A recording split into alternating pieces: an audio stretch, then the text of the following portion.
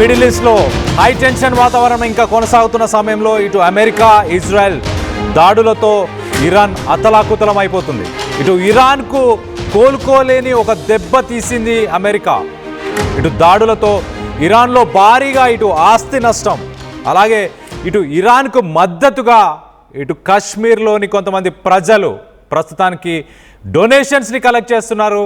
ఇటు ఇరాన్కు భారీగా డొనేషన్స్ని ప్రకటించినారు. ఇటు కాశ్మీరీస్ లక్షల విలువైన ఇటు ఆభరణాలని ఇచ్చేస్తున్నారు మహిళలు.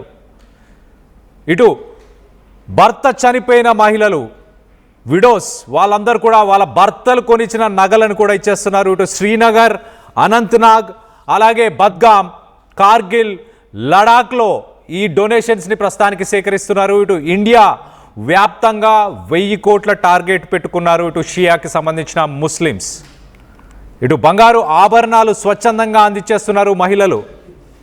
అలాగే ఇటు గతంలో మనం చూస్తే ఇటు హైదరాబాద్లోనూ ఇరాన్కు మద్దతుగా ఇటు హైదరాబాద్లోని ఓల్డ్ సిటీలో భారీ ఎత్తున ఇటు వేలాది మంది ర్యాలీస్ కూడా తీశారు. కాశ్మీర్లో ఇటు ప్రభుత్వ ఆస్తులను కూడా ధ్వంసం చేశారు.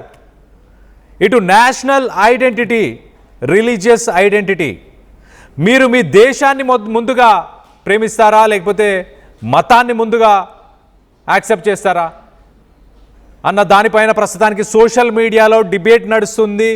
100 కోట్లకు పైగా ఇప్పుడు ప్రస్తుతానికి డొనేషన్స్ని కలెక్ట్ చేశారు. దానికి సంబంధించిన విజువల్స్ని మనం చూస్తున్నాం, చూడొచ్చు. ఆ విజువల్స్లో ఇటు ఇంటికి సంబంధించిన విలువైన పాత్రలు కావచ్చు, వాళ్ళు పెంచుకున్న గొర్రె పిల్లని కూడా డొనేషన్ లాగా ఇచ్చే ప్రయత్నం చేస్తున్న విజువల్ని మనం చూస్తున్నాం. చూడండి, ఆ డొనేషన్స్ కలెక్ట్ చేసిన చోట ఒక గొర్రె పిల్లను కూడా ముందుకు తీసుకొచ్చే ప్రయత్నం చేస్తున్నారు.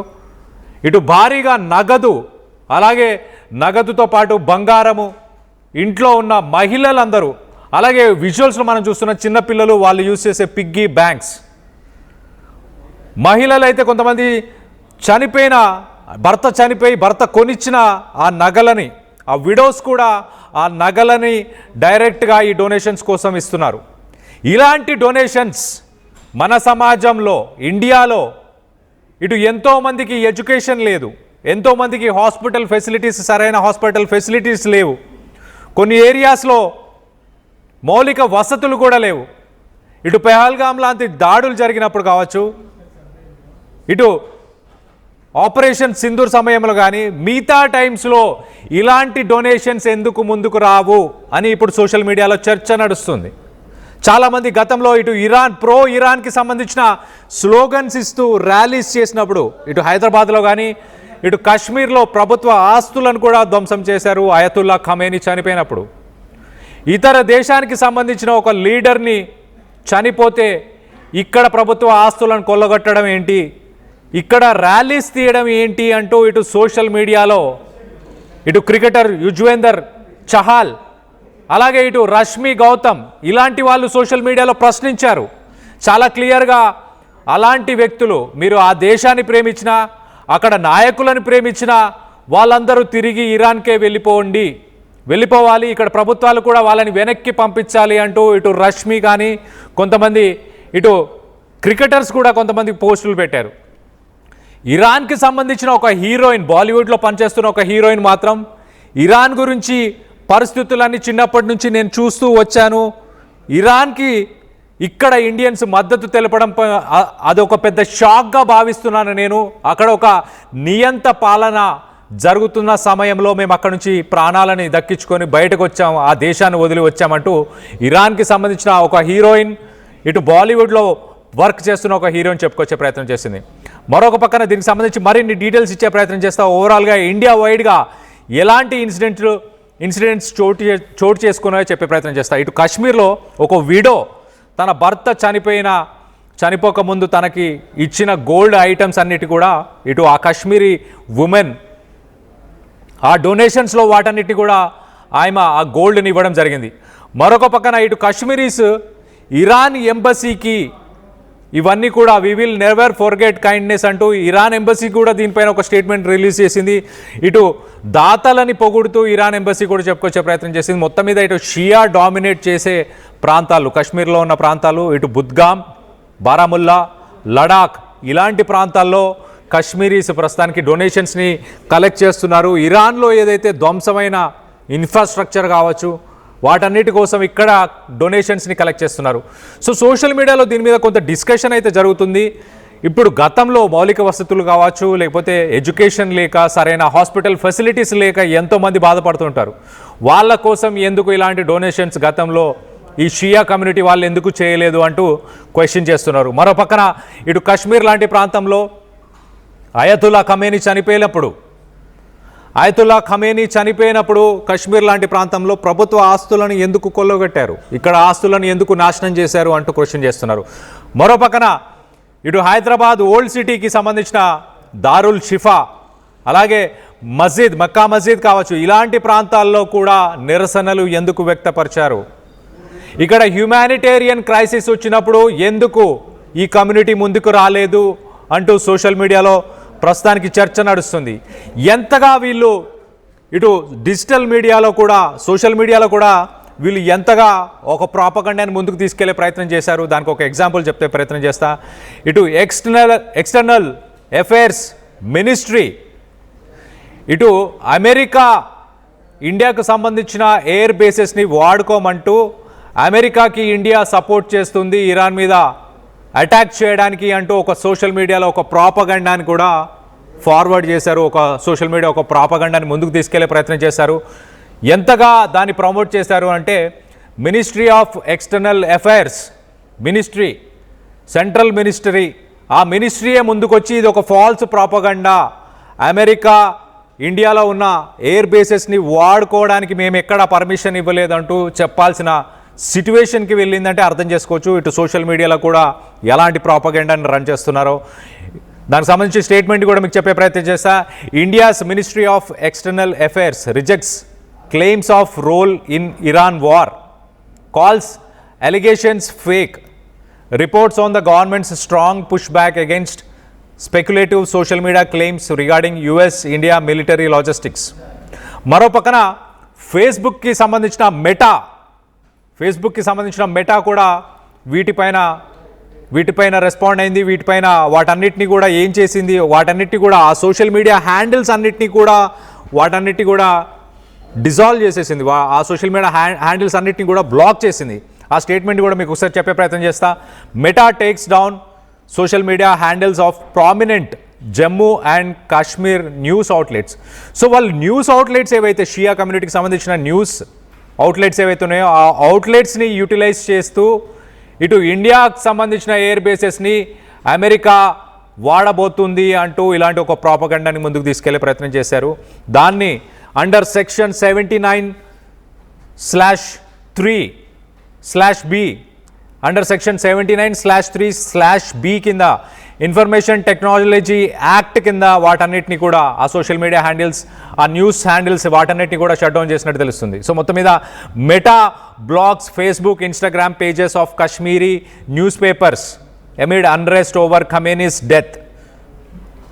సో ఎక్కడో ఒక రిలీజియస్ లీడర్ చనిపోయాడని ఇక్కడ ప్రొటెస్ట్ చేయడం ఎంతవరకు సమంజసం?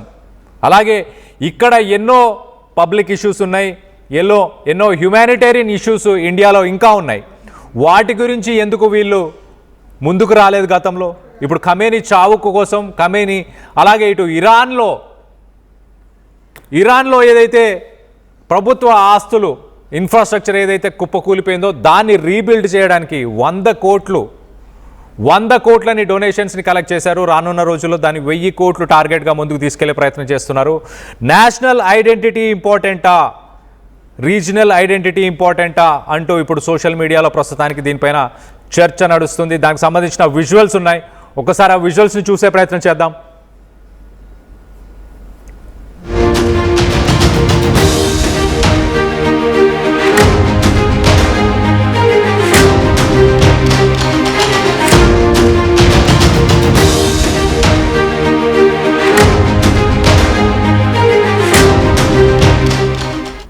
రైట్, దీనికి సంబంధించి ఇటు ఆర్టీవీ వీడియోని చూస్తున్న చాలామంది వ్యూవర్స్ దీనికి సంబంధించి వాళ్ళ అభిప్రాయాలను కూడా కామెంట్ రూపంలో తెలియపరిచారు. ఆ కామెంట్స్ని కూడా కొన్ని చదివి వినిపించే ప్రయత్నం చేస్తాను. ఒకసారి మనం చూస్తే కనుక మన దేశం ఇరాన్కు మానవతా సాయంగా మెడిసిన్ అలాగే షిప్స్ని పంపినప్పుడు ప్రజలు సాయం చేస్తే తప్పు ఎలా అవుతుంది సార్ అంటూ కొంతమంది క్వశ్చన్ చేస్తున్నారు. Definitely okay, I accept with your point, but ఇటు నేషన్ ఫస్ట్ రిలీజియన్ నెక్స్ట్ అని నేను భావిస్తున్నా.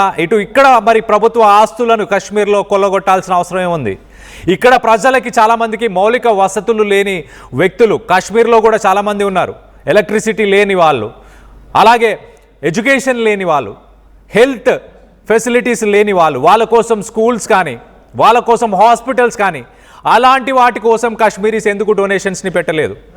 పహల్గామ్ దాడిలో చనిపోయిన వ్యక్తుల కోసం డొనేషన్స్ ఎందుకు పెట్టలేదు?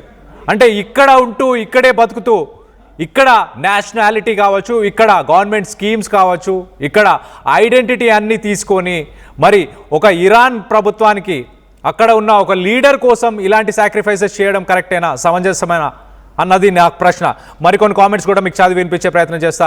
India poor Muslim people give money Owaisi brother. So ఇండియాలో ఉన్న పేద ముస్లిమ్స్ అంట ఇటు ఓవైసీ బ్రదర్స్కి, ఓవైసీ అన్నదమ్ములకి కూడా ఆ డబ్బులను ఇస్తున్నారు, వాళ్ళే పేదవాళ్ళు అంటూ కూడా చెప్తున్నారు. ఎగ్జాక్ట్లీ నా పాయింట్ కూడా అదే. ఇటు పేదవాళ్ళు ఎవరైతే ఉన్నారో ఆ పేదవాళ్ళ కోసం ఏమన్నా చేశారా?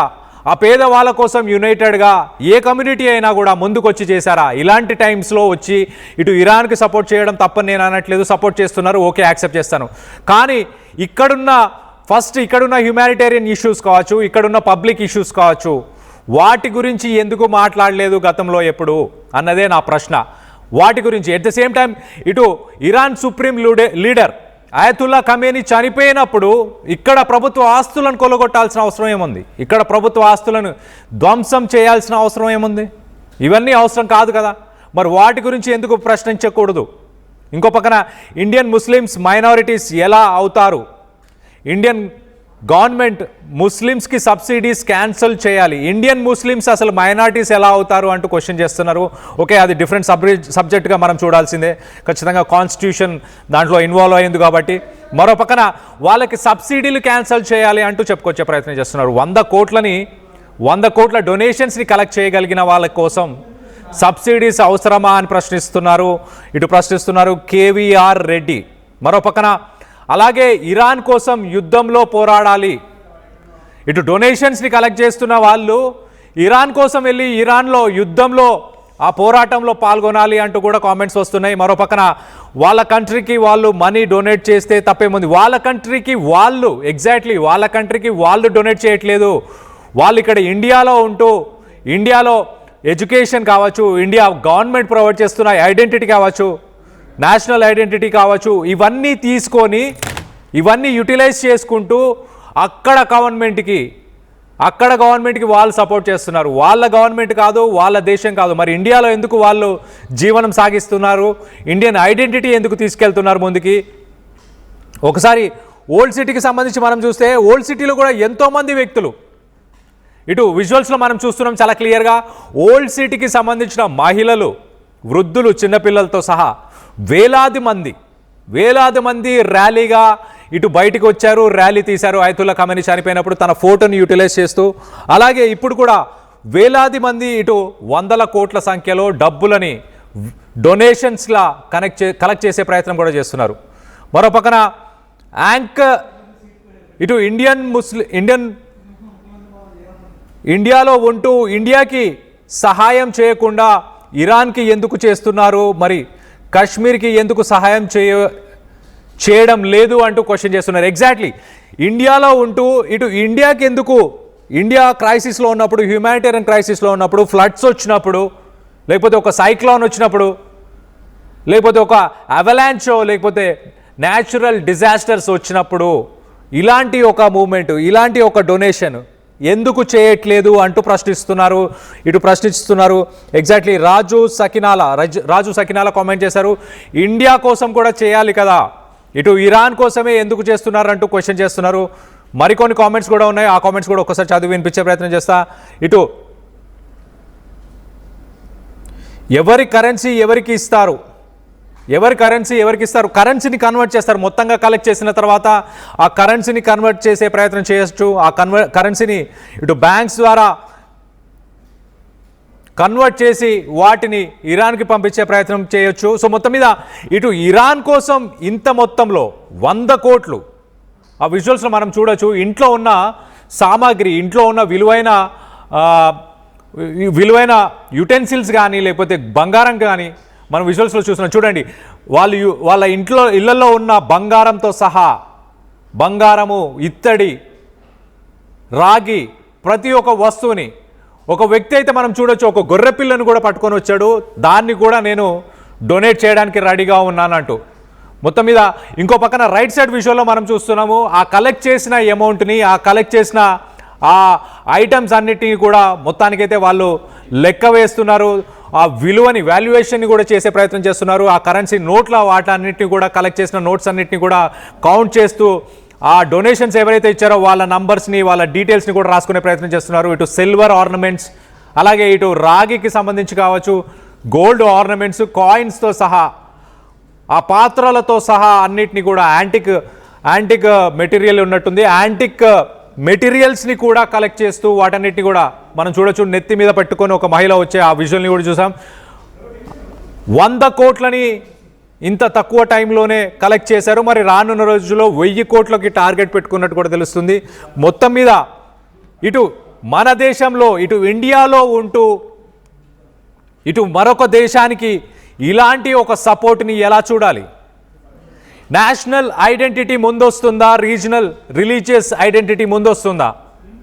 ఇటు భారతదేశంలో ఉంటూ humanitarian crisis, public issues, national disasters ఇలాంటివి జరిగినప్పుడు మరి సిక్కులు లాంటి కమ్యూనిటీస్ ముందుకొస్తుంటాయి, మరో పక్కన ఎన్జిఓస్ ముందుకొచ్చి సపోర్ట్ చేస్తూ ఉంటాయి.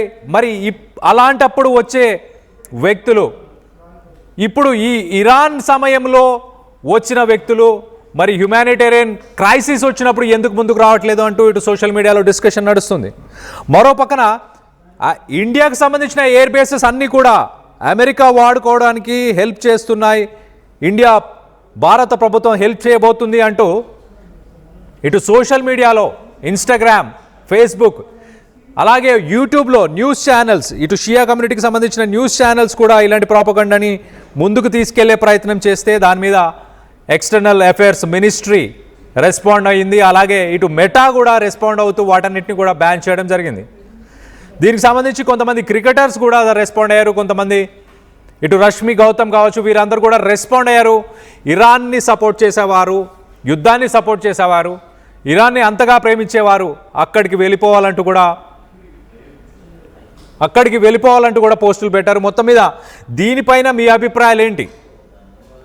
ఇటు ఇంతగా డొనేషన్స్ని కలెక్ట్ చేస్తున్నందుకు వాళ్ళని ప్రశంసిస్తారా, లేకపోతే ఇటు ఇండియన్ గవర్నమెంట్ తీసుకున్న డెసిషన్ని రెస్పెక్ట్ చేస్తారా? వార్ విషయంలో కావచ్చు, ఇరాన్, ఇజ్రాయెల్, అమెరికా విషయంలో కావచ్చు, గవర్నమెంట్ పాలసీని సపోర్ట్ చేస్తారా, లేక గవర్నమెంట్ పాలసీకి ఎగ్నెస్ట్గా హ్యుమానిటేరియన్ బేసిస్లో సపోర్ట్ చేస్తారా? ఎలా సపోర్ట్ చేస్తారు? దీనికి సంబంధించి మీ అభిప్రాయాలు ఏంటనేది కింద కామెంట్ రూపంలో తెలియపరచండి.